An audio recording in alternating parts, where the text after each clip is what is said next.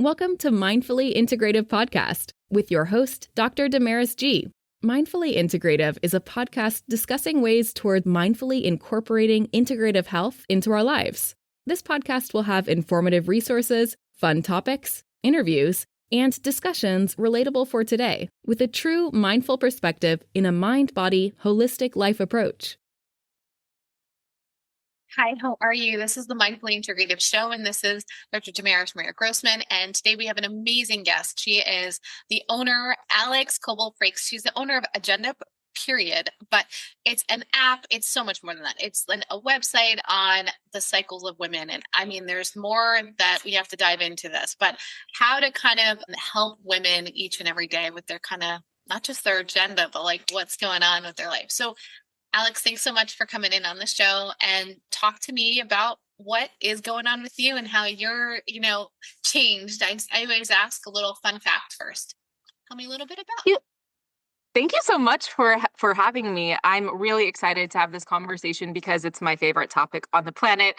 And I would say something fun about me that you can't always find out online is I love to travel. So I've been to 25 different countries and I speak Spanish fluently because I lived in Peru for 2 years. I was a Peace Corps volunteer. So I'm a travel girly at heart. So I try to leave and smell some foreign air every single year because the US can get y'all know how it is out here. So it's good to travel and to be out there and seeing other parts of the world.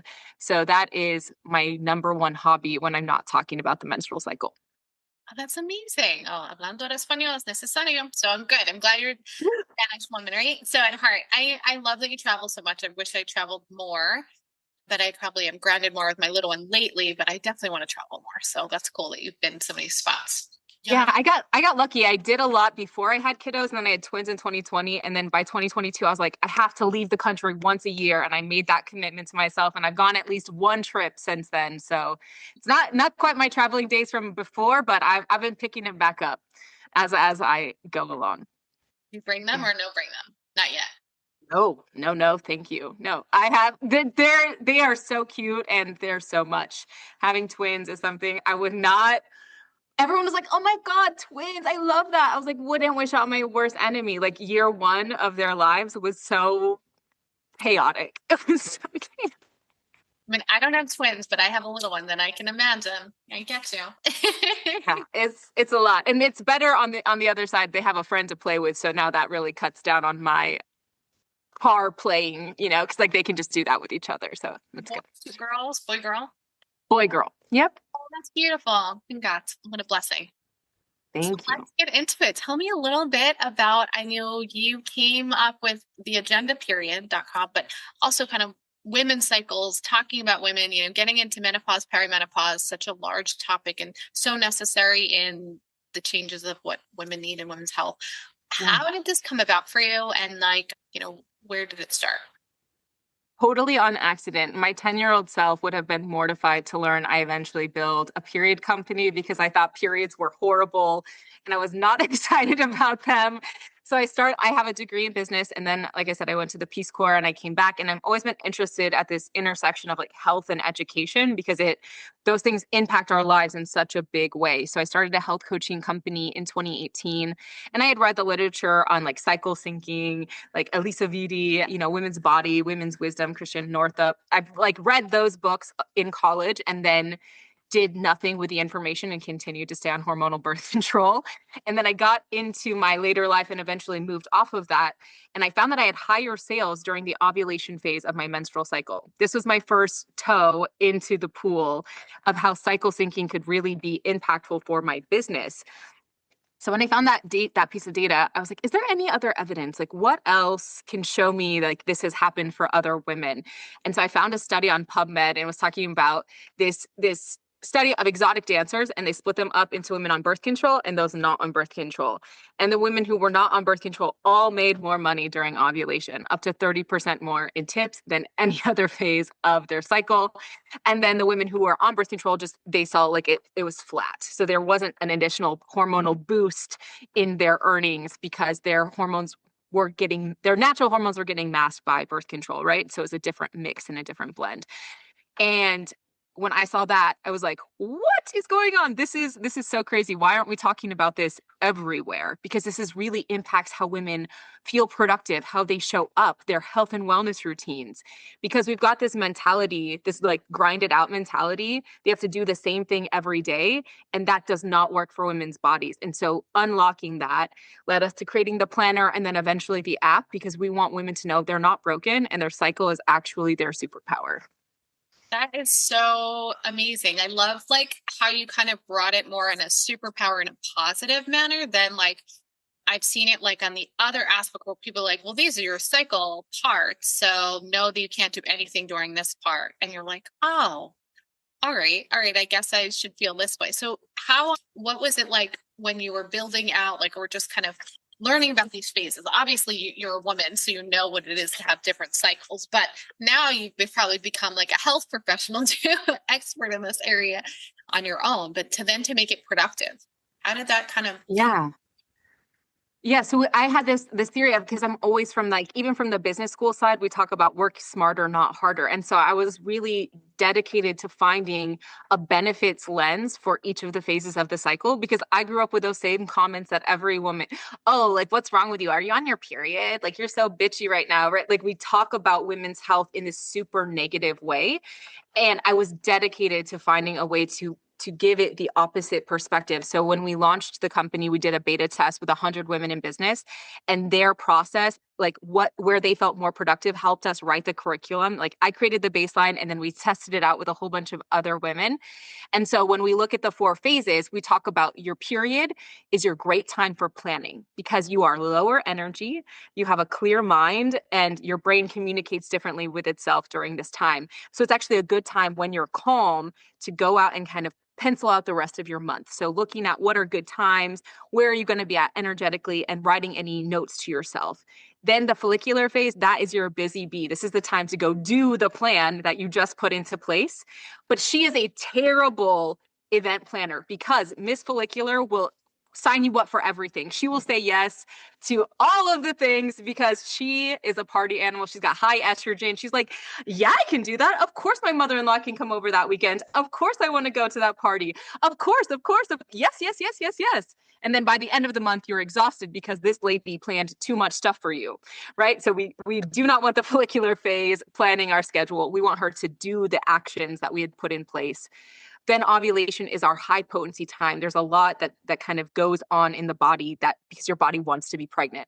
So using that for your advantage, right? It's harder to say no to you. Great time to ask for a raise. Great time to talk to your husband about planning that vacation that he's been on the fence about, because it's easier for us to kind of communicate what we're needing and then putting those desires out there. So we talk about this as our really magnetic time. And then in the luteal phase, this is our great time for analyzing and organizing.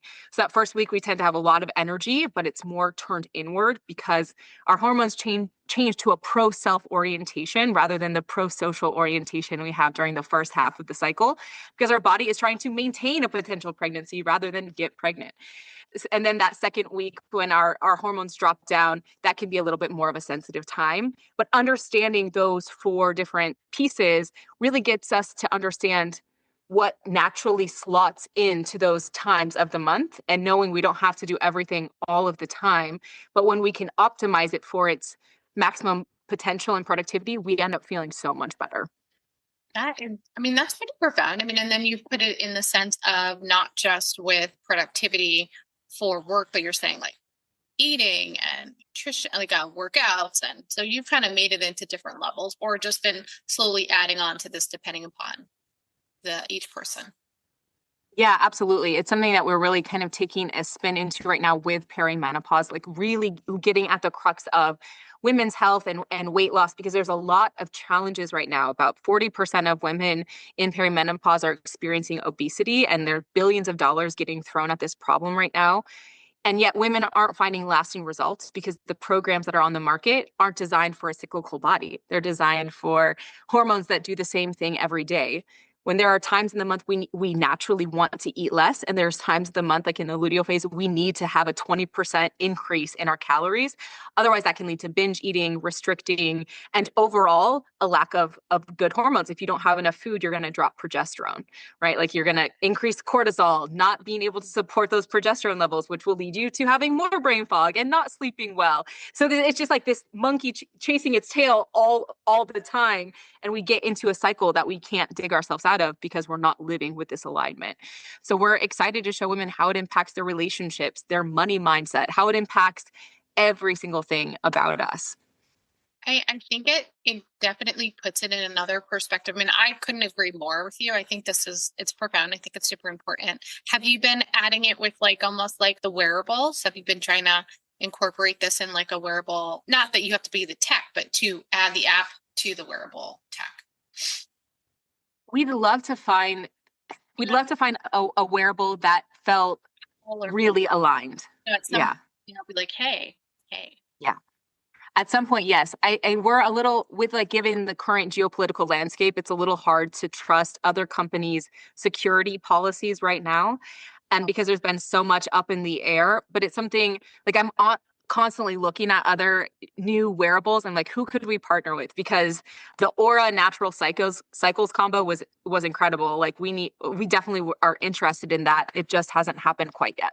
Yeah, no. I mean, it's a future. It's a great option though. Yeah, and like you have enough on your plate as it is, probably. But no, I think it's definitely necessary, and it's just such a different way of like looking at things that I feel like us women are always like struggling to find that pattern and the changes, So growing from this, like, how did it start with the planner? Right, you started out as a planner. You didn't just do an app, right? You were wanting to be more productive in your work itself or just being as a mom? What kind of like promoted this to even become even more than where it is now? Yeah, so I started the planner before I became a mom, and I'm really glad that I did, that I understood my hormones a little bit better before I entered into motherhood. I think that was a big advantage. So what happened is after we did the beta test, we launched a crowdfunding campaign because I didn't have we had to print our first batch in bulk and I didn't have like $5,000 sitting around. So we did a crowdfunding campaign and got the word out there, and that allowed us to bring our first product to market. And then when we were out there talking to people about it, everyone's like, this is so cool. When are you making an app? I was like, literally never. I'm non-technical. Like I have a business background and I'm a health coach. I'm not doing it. And then the more people kept asking, I got really into the data because I'm a nerd about data. So I went on Crunchbase and I found all the top period apps on the market. And of the top 5 grossing period apps that I could find, there was one female on any of those founding teams. There's one woman on any of the founding teams of the biggest period apps on the market. And I was like, I might not have a tech background, but at least I've had a period. So if all these dudes can make a period app, I feel like I can toss my hat in the ring and we can make something pretty cool. So that data inspired me to go out and find the resources. And I made a lot of mistakes. I did not do it correctly. And I'm really glad we started with a paper MVP before we moved into tech, because it saved us a lot of money being able to test out what we were thinking and what users might want. And we also did a beta test with our users before the app launch. So we really have been systematic and careful about staying close to our users and creating stuff that women are needing. That's really neat. I know that, like, yeah, well, I mean, doing those MVP stuff, like, yeah, that takes a lot of back end time and energy and it's your baby. Yes, exactly. What have you been working on lately in reference to, or what would you like to share, in reference to this, or how it's kind of impacted your life for yourself?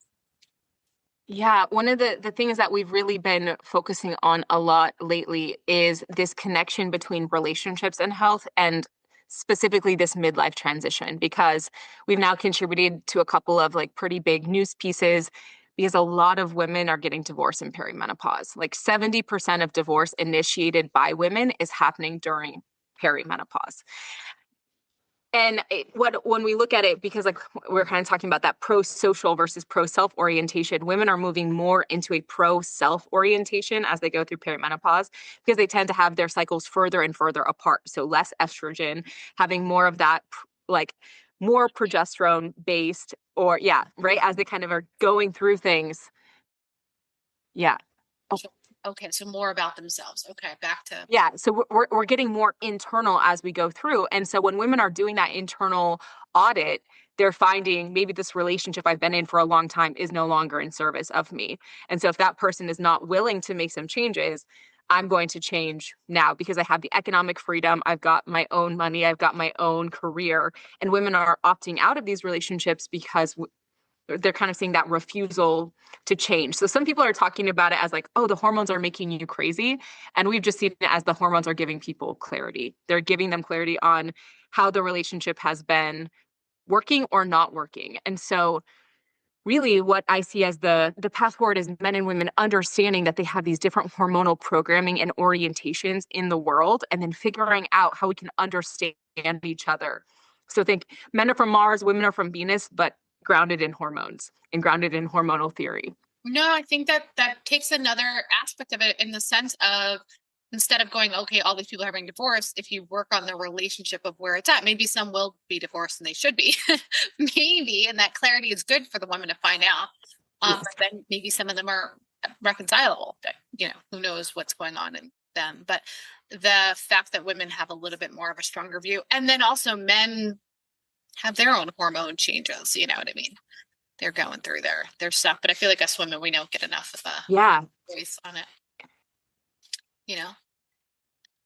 The support, right? We have spent billions of dollars supporting men in midlife over the last 20, 30 decades or 20, 30 years with like ED medication and testosterone clinics on every corner in every city.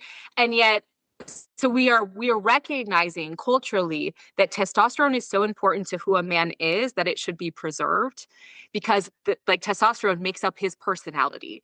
And yet for some reason we can't make that jump to estrogen and progesterone very much do the same thing from women. They really impact our personality.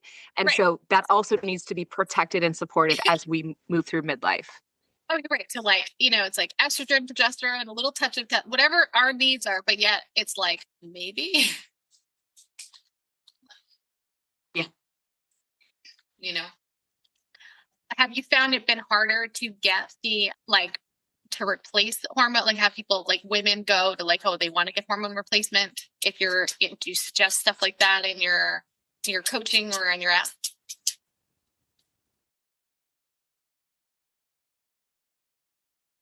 We haven't touched HRT yet, but it's something we'll probably work with. We'd love to work with a provider or a practitioner to have that support offered to our users to have them go through a process. So it's something we're really interested in.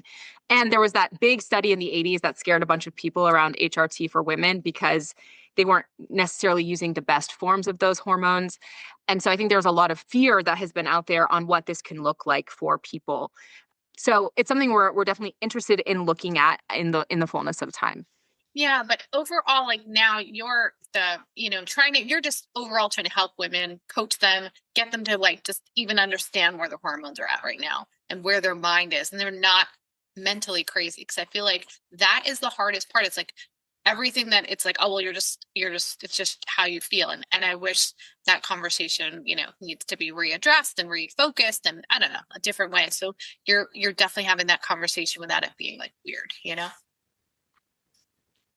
Absolutely. I think that's one of the things like we had kind of talked about offline. We brought this tool to market thinking women would be excited about the productivity angle. And really the most consistent feedback from our users is like, it helps me understand myself. I understand that I'm not crazy. So I can take these hormonal shifts personally or seriously, but not personally. So like, hey, you just have less dopamine and serotonin during the second half because of the way estrogen supports those neurotransmitters, right? We are just different with the phases. So when women understand that, they can stop blaming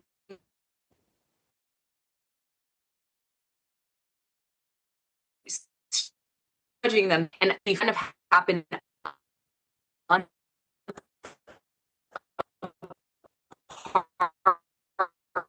each other, they're crazy. And so what we want our users to understand and walk away with is this knowing that their hormones are awesome, that they can support them. And if something does feel off the rails, once they're tracking it, they can identify that really quickly so that they can get the support they need. And your team helps them get that coach and support if they need, or just kind of direction.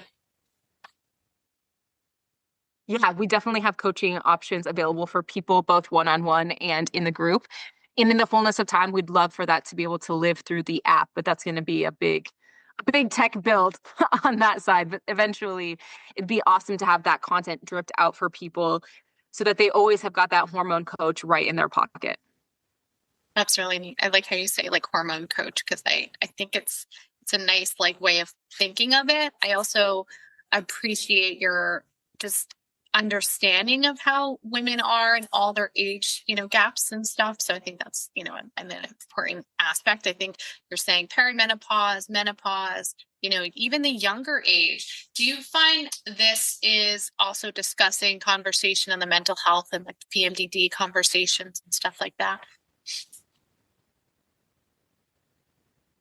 Absolutely. And what we really we're starting to see is that women who are tracking their cycles earlier and really diving into the knowledge are going to be having a better time in perimenopause. They're going to have an easier perimenopause and menopause, and recognizing maybe I do have PMDD, you can get that additional support. And tracking is this big thing that shines a flashlight on what's going on. And that's why we just feel like it's the number one first step for everybody. You've got to be able to illuminate your own patterns to be able to make any meaningful change around them. That is it's so important. I think you've definitely shown a lot. I think that, and the fact that you're, women owned and knowledgeable of how your system works, I think that gives a good perspective, and we need more people discussing this. We need more research on it, and we need more conversations on how to change it. So what else would you like to share with the group before you go today?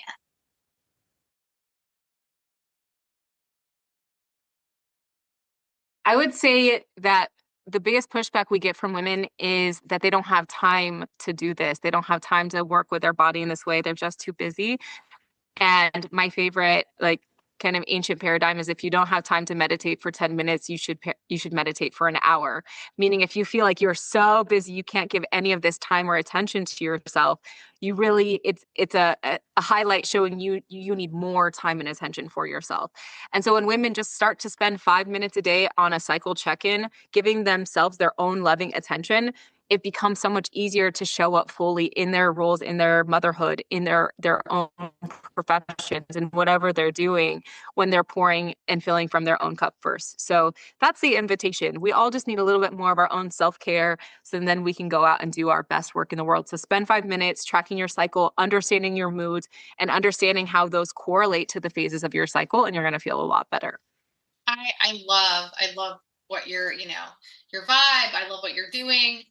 I definitely will shine a light even on my end. I feel like I know some of it, but I feel like I would love to know more.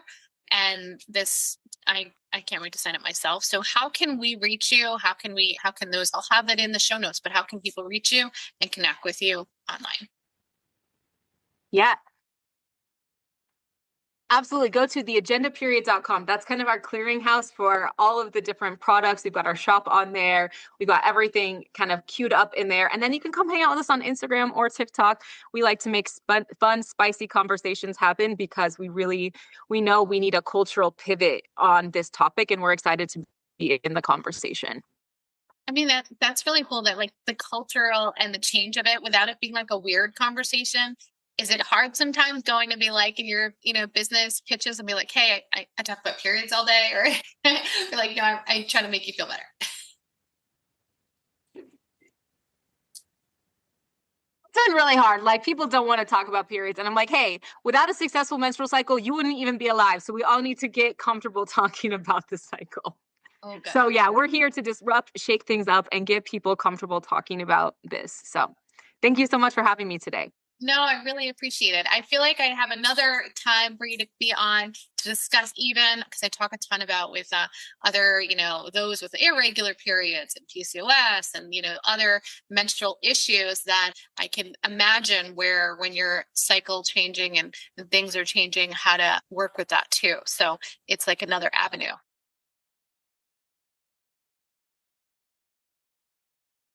Totally.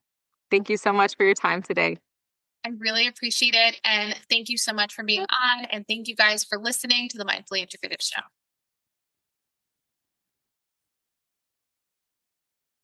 Thank you for listening to the Mindfully Integrative Show with Dr. Damaris Maria Grossman, family nurse practitioner.